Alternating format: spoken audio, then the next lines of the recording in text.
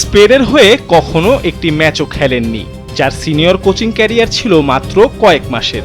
আজ সেই মানুষটাই স্পেনকে ফিরিয়ে এনেছেন বিশ্ব ফুটবলের সাফল্যের শিখরে। চোখ ছানা বড় হয়ে মনে প্রশ্ন জাগতেই পারে, কিভাবে সম্ভব হলো। চলুন তাহলে শোনাই সে গল্প।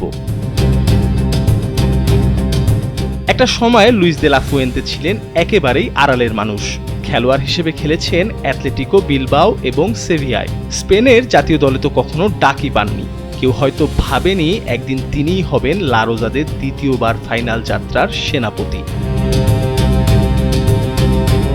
লা ফুয়েন্তের কোচিং ক্যারিয়ার শুরু সেই 1997 সালে, কিন্তু দীর্ঘ এক দশকেরও বেশি সময় পাননি কোনো বড় সিনিয়র দলের দায়িত্ব। অ্যাথলেটিকো বিলবাওয়ের যুব রিজার্ভ দল, ব্যাস বছরের পর বছর তাদের ঘিরে লা ফুয়েন্তের সংকল্প। অবশেষে বড় সুযোগটা করে দেয় স্প্যানিশ লিগের বড় দল দেপোর্তিভো আলাভেস। হয়তো ভাবছেন, যাক শেষমেশ পরিশ্রমের মূল্যায়ন জুটল, কিন্তু সেখানেই আসে জীবনের বড় মোড়। কয়েক মাস যেতে না যেতেই বরখাস্ত।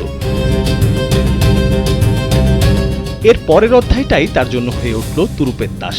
2013 সাল দায়িত্ব নিলেন স্পেনের অনূর্ধ্ব 18 দলের, এরপর অনূর্ধ্ব 19, অনূর্ধ্ব 21 এবং অলিম্পিক দল।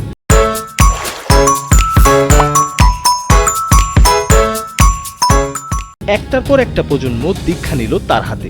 আজ স্পেনের জার্সিতে যারা বিশ্ব মাতাচ্ছেন, তাদের অনেকেই প্রথম বড় মঞ্চের স্বপ্ন দেখেছিলেন এই কোচের হাত ধরেই।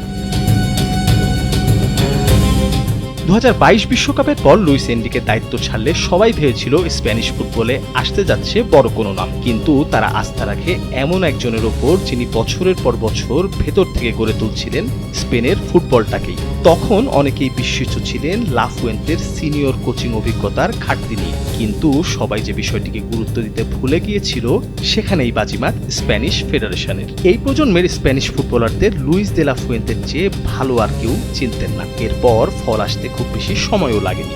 2023 সালে উয়েফা নেশনস লিগ, 2024 সালে উয়েফা ইউরো চ্যাম্পিয়নশিপ আর 2026 ফিফা বিশ্বকাপের ফাইনাল। স্বর্ণযুগের অবসান ঘটিয়ে দীর্ঘদিন নিজেদের হারিয়ে খুঁজে বেড়ানো স্পেন আজ আবার বিশ্বের অন্যতম সেরা দল। কারণ তারা বেছে নেয়নি বড় নাম, বেছে নিয়েছিল সবচেয়ে উপযুক্ত মানুষটাকেই। মির্জা সানোয়ার হোসেন, কালবেলা।